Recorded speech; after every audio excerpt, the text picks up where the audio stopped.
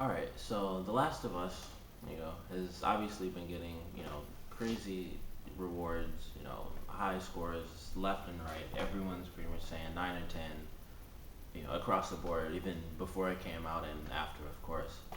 I got it day one. I was really excited to play it. I was hoping, with it coming from Naughty Dog, like most people, I'm sure, I was hoping it would be just as cool and cinematic as the Uncharted franchise, but obviously a lot darker and more realistic, or well, I guess not really more realistic, but more emotionally impactful and things like that because it's pretty much a post-apocalyptic world.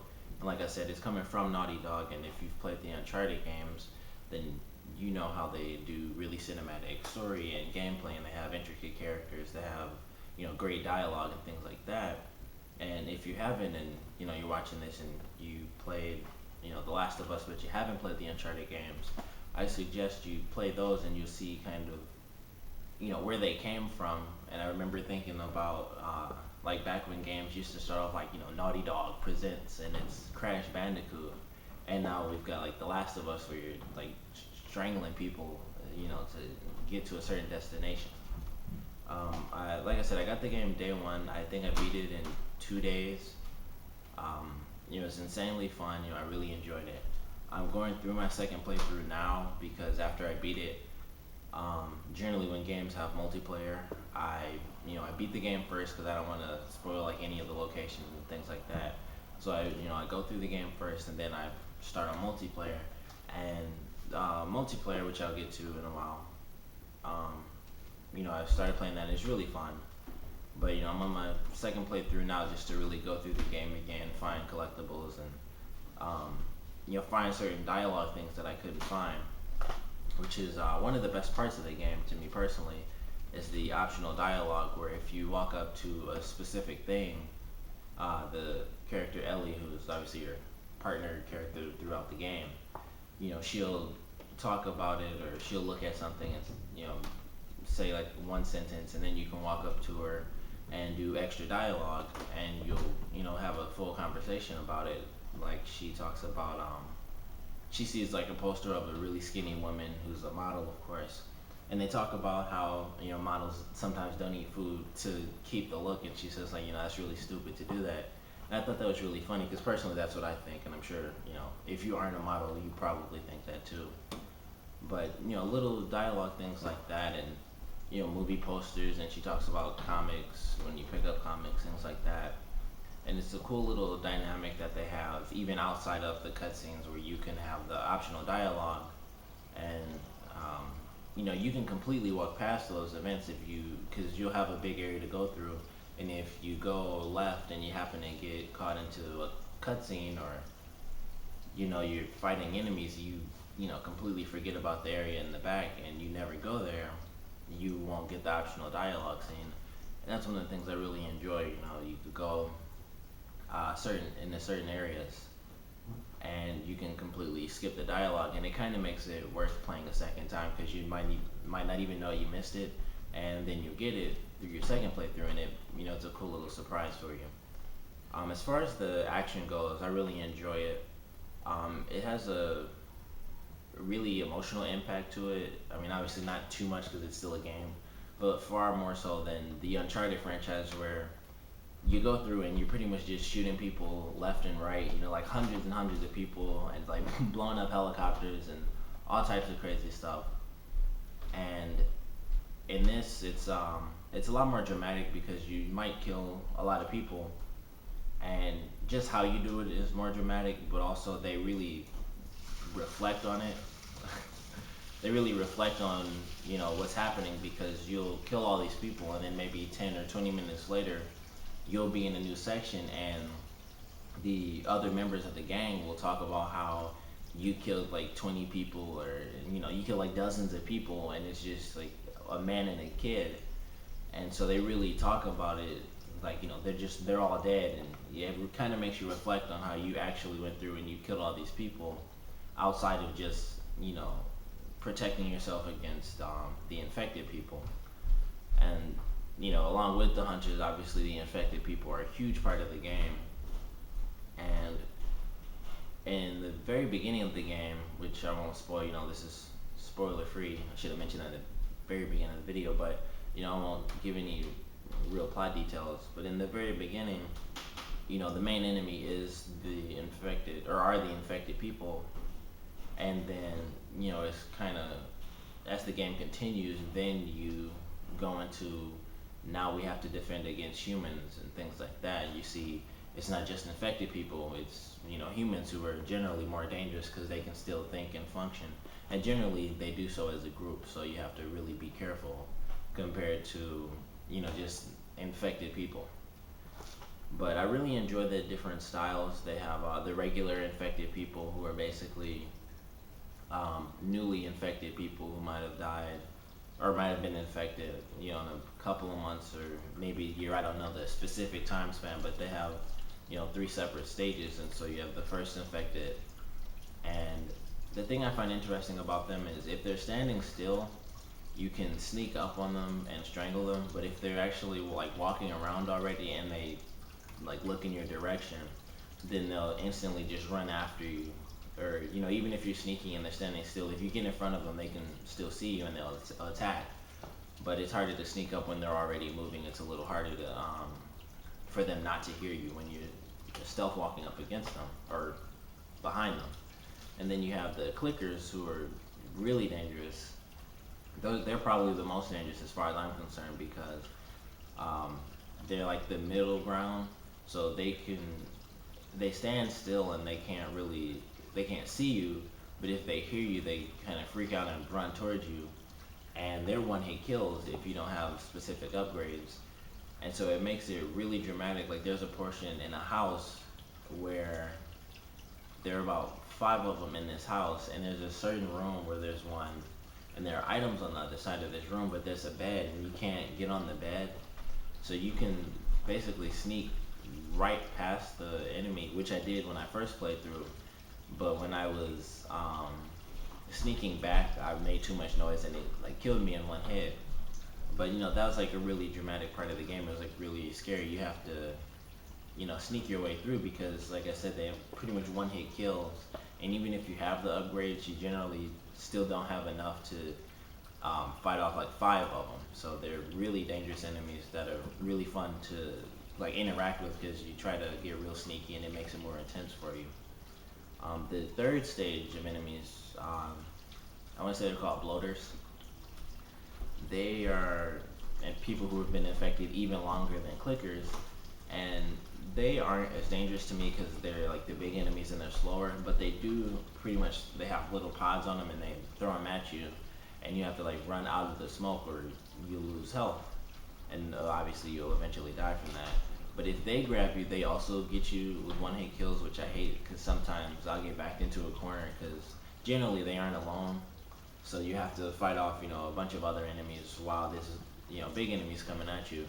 And if they grab you, they actually like rip his head open. The main character Joel. I guess I should have mentioned the main characters are Joel and Ellie. Obviously, if you're watching this, you probably already knew that. But they like rip your head open, and that's one of the visceral things in the game that's interesting to me. But I just hate getting caught. It seems like it should be impossible because they're so slow. But something always happens where it's like you just can't run from them fast enough, or you can't jump over this in time, and they just grab you. But like I really enjoy the enemies, and also I thought it was interesting that there are no underwater enemies, because there are a lot of the underwater sections, and I thought it made sense because humans were infected, and this is based off of the virus in the game is actually based off of a real virus that affects ants. It just hasn't, hopefully it never will, but it hasn't mutated to the point where it can affect humans. And with ants, it basically gets into them like these spores, and it makes them go up to like the top of their colony, and they pretty much get picked off by other larger bugs. And like before that happens, they pretty much like spread these spores all over the colony, and so all the ants will get infected, and it kind of makes them all go up to the top of the colony or as high as they can, and it'll get them picked off by tons of other bugs, and those bugs get affected, things like that. So it is an actual virus that exists. Like I said, it just hasn't mutated. So it kind of stands to reason that there wouldn't be underwater enemies unless a ton of fish got infected. But like I said, it's um, through spores, so it'd be a little bit harder for fish and stuff to get infected. And even if they were, I don't really know. Obviously, I don't know how that would affect fish or anything like that. But I thought it made a bit of sense that there wouldn't be underwater enemies. But as far as the enemies they have, it's more than enough when you actually play through the game, especially during the certain parts where they pretty much bombard you with enemies, and not the human ones, but the infected enemies. Like the humans are very dynamic, which I really enjoy about the game. You can do certain things, and you'll have Ellie, who's your partner AI, through the whole game pretty much. Um, During certain parts of the game, depending on what you do, she can like pick up a certain item and throw it at an enemy, which they had at the E3 trailer last year when they showed gameplay.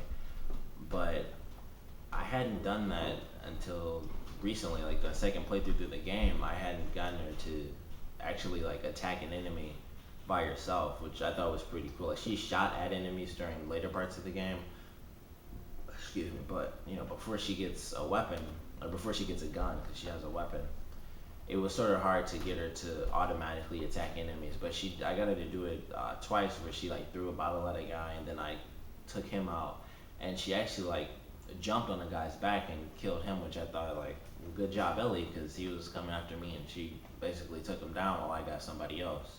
So I thought it was really cool, and that's one of the things I like about the AI, is that it is competent enough to where you can pretty much back off and the AI will kill like all the enemies off for you during certain parts. Like Ellie won't, but there are other characters in the game who are adult characters who work with you, and it's cool that they're there and they can pretty much use up all their ammo, which is unlimited, I think. And you don't have to worry about spending any of your ammo, which is obviously limited. But one of the problems that I have with the AI, as far as partner AI and enemy AI, is that aside from the actual combat, they don't really interact. Like if you're doing stealth, the AI doesn't interact except for specific portions of the game. Like in the very beginning, they have it where you're playing as Joel and then there's another character, and she'll say like, you get that guy, I'll get the other guy, and you'll stealth kill one person and she'll stealth kill the other, and they'll do that in other portions of the game with different character. And it's pretty much like all in the beginning, but after that it just doesn't happen anymore, even when you meet another character. And it's like, it's like me and two other people, and it's like, I choked this one enemy out and there's another one like right next to it.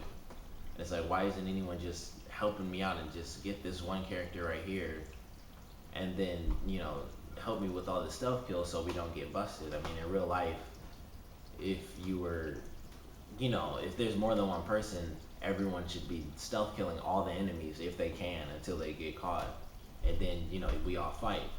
But they don't interact as far as stealth mode. And something that I hated, like it made me really mad in the beginning when my first playthrough, was that when you sneak past the clickers, which are the blind enemies, the partner AI is basically invisible to all enemy AI. Like the partner AI, like if it's Ellie or any other character that might come into play, they can run across and not be spotted by any of the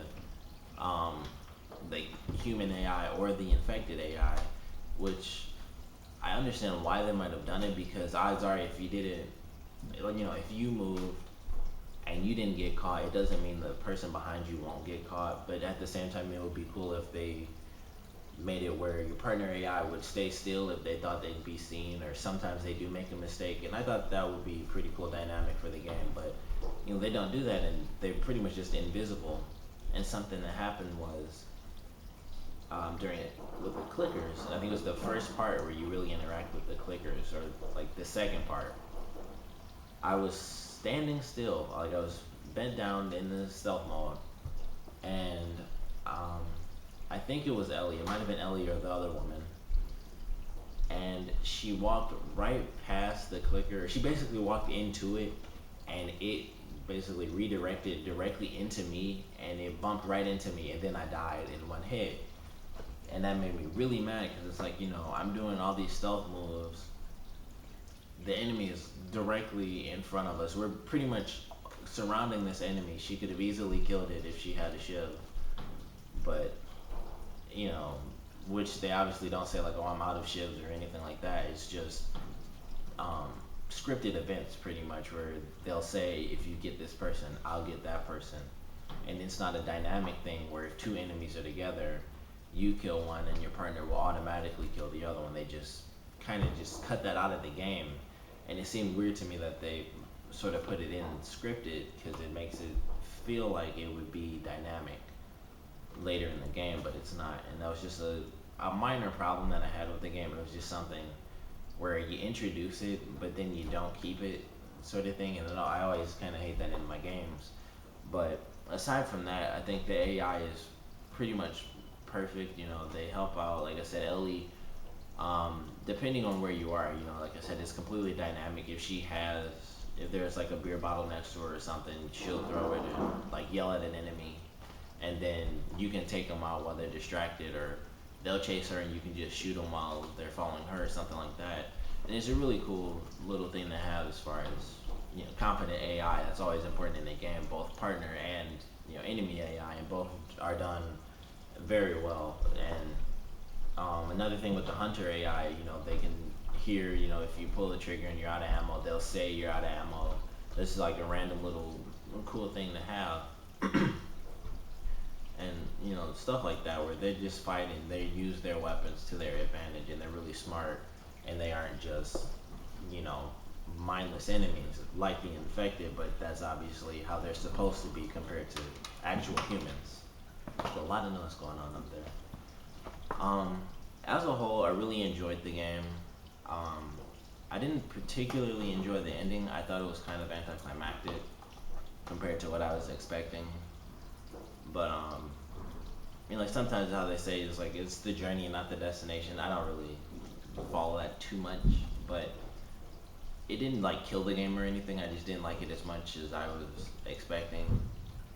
But I did enjoy the game overall. Like I said, once I beat the game, I went straight to multiplayer, and the multiplayer is really cool. You have like your clans and things like that, and you like I connected through Facebook, and it'll pretty much put all your friends from your friends list into your clan, so you automatically have a large clan, and you go through each level with sort of a meta game. If you don't get enough supplies, people will get hungry, people will get sick, and then so eventually, if you keep doing that and you don't get enough, people will die off. And then they have, well, they aren't dynamic events. They happen at specific intervals during this 12-week period. And it'll be like some people are sick. You need to you can pick from a list of objectives. I generally just pick downs because I can't do any of the special stuff where it's like do a bunch of special executions or anything like that. I just pick, let me knock down enemies, and let that count. But you can pick downs and stealth kills, all types of stuff to boost your percentage as far as survival and training and things like that. And I always thought that was really cool. And there was an event I just did where it was like 100% risk of population. And fortunately, I was able to get the top, so I lost. I think I only lost 20% of people compared to obviously 100% of my people. It still sucked, but you had to lose a certain amount of people. But it's a cool little meta game behind a really fun multiplayer that does incorporate pretty much everything into the game. So far, there are only the two modes, which is supply raid, which is basic team deathmatch, and then survivors, which is pretty much just elimination from Uncharted, except it has like it's the first to 4 rounds, first group to win 4 rounds. And I'm really hoping that they add co-op, because that's what I really wanted more than anything, because I thought this game would be perfect for a sort of horde type mode, because it would be really cool to have that with 4 players, or even if it was just 2 players, which would be really scary. You'd have like the harder enemies coming in with only 2 people. But hopefully they'll add that later on, along with some secret player stuff, which I've heard they'll be doing as DLC, because the game sort of splits up through the seasons, and there are certain parts where it feels like they pretty much cut out a large chunk of that season to continue through the game, which I heard they cut certain parts because the game was so long. So hopefully we'll get some cool DLC there. And more than anything, though, even though I love the single player experience, and I'm sure whatever they add will be amazing, I really do want the co-op experience because right now online is only humans and there are no infected whatsoever. So that kind of sucks when you really think about it. There's no online experience. Like I don't have to play as the infected, but I'd love to just have them in a online co-op survival type of experience, and I'm really looking forward to that, which I'm sure they'll do at some point in time. But overall, I'd say The Last of Us is definitely a game worth checking out. If you love Naughty Dog, even if you haven't played the Uncharted games, I'm sure you'll enjoy this. If you don't like gore, this is definitely not for you. There is an option to turn the gore off, so I have no idea what it looks like. I don't do that, but they have that as an option. I'm sure you can look that up on YouTube to see what it looks like if you want to get the game. But it's a great story experience. It has some really good characters. Some characters come in and leave out, and it's a really emotional type of game. There's family and all types of cool things that don't generally get explored in post-apocalyptic games or movies, where it's generally like we have to. It's either there's always something important happening, which is this game. Something special is happening. It's not just them trying to survive through the game. It's an actual story. Like they have a mission. It's not just surviving day to day. But they go through a lot of different elements that are really fun. There is a section where you play as Ellie. That's definitely one of my favorite portions of the game. The one gripe I have about that is that it does feel that's probably the shortest season in the game, unfortunately, and it was definitely one of my favorites. But hopefully, like I said, with the DLC, they'll add more to it, and add more to the game as a whole. But check out The Last of Us. You might not have enough money to buy it. Like it's brand new. It's only 3 weeks old right now, so it's still $60. But definitely check it out. Get a friend to let you borrow it or something like that. But definitely check it out and check out Naughty Dog's other games. Check out Uncharted. If for some reason you're living a life where you haven't played Crash Bandicoot, then check out Crash Bandicoot too. But thanks for watching and check out The Last of Us.